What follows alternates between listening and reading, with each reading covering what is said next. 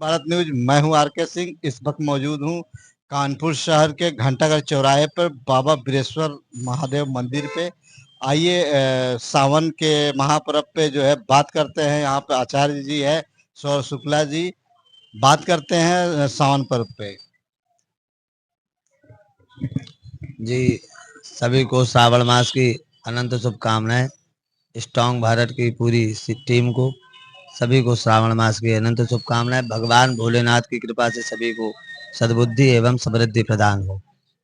जैसा कि आप जानते हैं, श्रावण मास में महादेव का पूजन विशेष अर्चन करके भगवान की कृपा को प्राप्त किया जा सकता है। और सावन में सभी जो भक्त हैं वह सभी प्रकार के पूजन अर्चन करके भगवान की कृपा को प्राप्त करते हैं।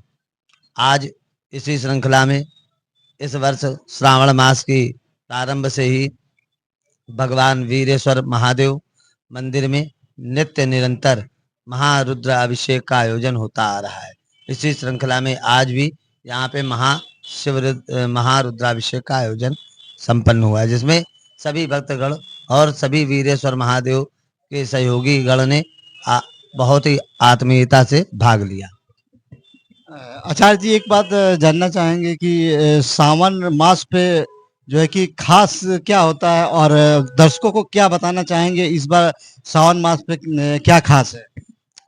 इस बार से कहा गया है, यह जो संवत्सर है यह रौद्र नाम का संवत्सर है। इस बार रौद्र नाम से ही प्रदर्शित होता है कि भगवान रुद्र, रुद्र से ही रौद्र शब्द का उच्चारण हुआ है।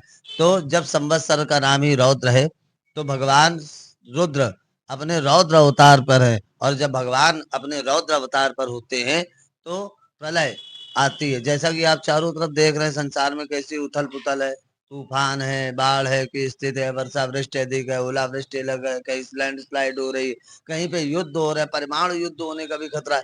तो भगवान की जो लीला है वह रौद्र रूपी है।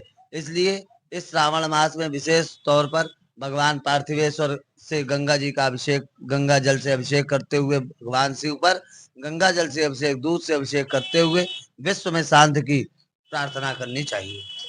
और एक बात जानना चाहेंगे आपसे कि यहाँ कुछ खास कार्यक्रम भी होने वाला है, तो इस पे क्या कहना चाहेंगे? दर्शकों को क्या बताना चाहेंगे, किस प्रकार से जो कार्यक्रम होने वाला है? जैसा कि आपको भी विदित कराया हमने कि भगवान वीरेश्वर महादेव मंदिर में भगवान वीरेश्वर पर नित्य प्रति महारुद्राभिषेक का आयोजन हो रहा है। और इसी श्रृंखला में जब इस श्रावण मास का आखिरी दिन अर्थात रक्षाबंधन व्रत पर्वोपरि त्योहार होगा, उस दिन आखिरी दिन विशालमय, श्रृंगारमय और संगीतमय भगवान शिव का महारुद्राभिषेक का आयोजन होगा।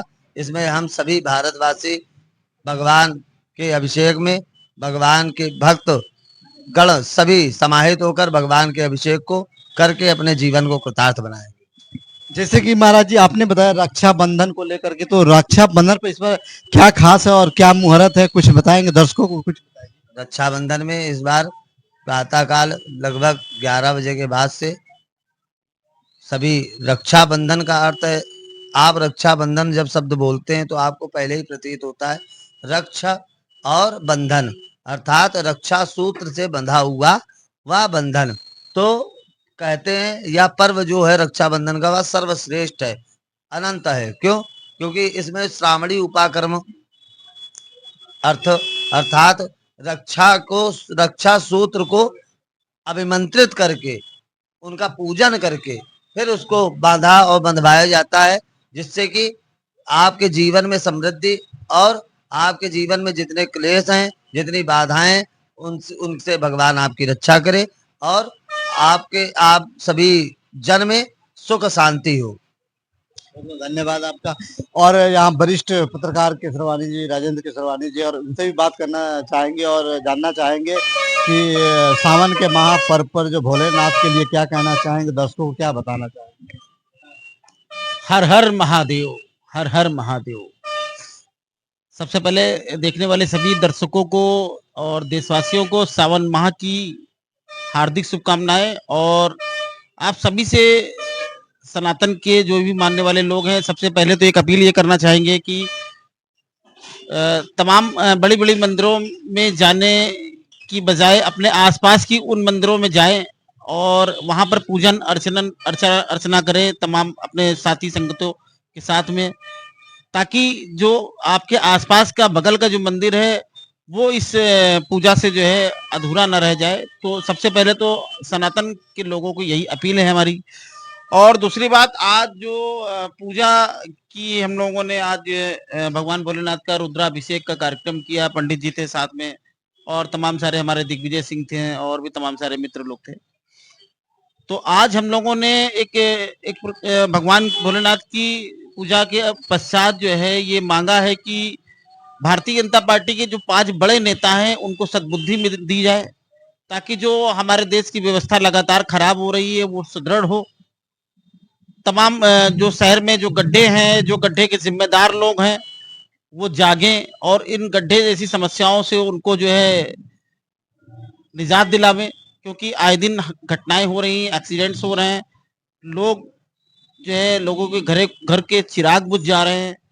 तो मुझे लगता है कि आज इस पूजन के बाद से मैंने जो भारतीय जनता पार्टी के 5 बड़े नेताओं को सद्बुद्धि की मांग की है भगवान से कि उनको सद्बुद्धि आवे, ताकि वो जो नागरिकों के प्रति उनकी जो जिम्मेदारी है उसका वो निर्वहन कर सके। तो दर्शकों, अभी आप से ये जो है कि जानना चाहेंगे, या राजेंद्र केसवानी जी अभी उन्होंने कहा कि गड्ढा मुक्त, जैसे हमारे प्रदेश के मुखिया जो है योगी आदित्यनाथ लगातार जो है गड्ढा मुक्त उत्तर प्रदेश की बात करते हैं और कहते हैं कि गड्ढा मुक्त उत्तर प्रदेश है। तो क्या गड्ढा मुक्त के बारे में, देखिए अभी इनके ज़माने सुने हैं, और कुछ बात भी और करेंगे, इस पर चर्चा करेंगे ज़रूर, क्योंकि गड्ढा मुक्त है और क्या है। ज़ीरो ग्राउंड पर तो देखने को मिलता है आपको लगातार, सोशल मीडिया के माध्यम से तो ज़रूर देख रहे हैं आप इस वक़्त जो है कि कानपुर शहर जो है कि पूरा गड्ढा से जो है कि लैस है पूरा। पता ही नहीं चलता है कि गड्ढा रोड में है कि रोड गड्ढा में है, और थोड़ी-सी बारिश होती है तुरंत जो है कि समुद्र बन जाता है। तालाब कहें तो कम पड़ रहा है। तो बताइए। अब देखिए, गड्ढे की अगर बात की जाए तो गड्ढे से तो सरकार भी जाने वाली है, स्थिति ऐसी बन रही है, बड़ा विरोध हो रहा है। इतना विरोध हो रहा है कि कानपुर जो लखनऊ एक्सप्रेस वे है, जिसको हमारे माननीय नितिन गडकरी जी मंत्री जी ने उन्होंने जो कहा था कि 45 मिनट में आप कानपुर से लखनऊ की यात्रा करेंगे। हालात इतने खराब हुए कि जैसे ही उस एक्सप्रेसवे का उद्घाटन होता है उसी से 15 दिन के बाद जो है बड़े-बड़े गड्ढे हो जाते हैं। तकनीक भी आप देखिए कि national highway authority of India की आप तकनीक देखिए कि सड़कों को पंखे से सुखाया जा रहा है। पूरी दुनिया अचंभित है कि एनएचआई के पास ऐसी कौन सी तकनीक आ गई है।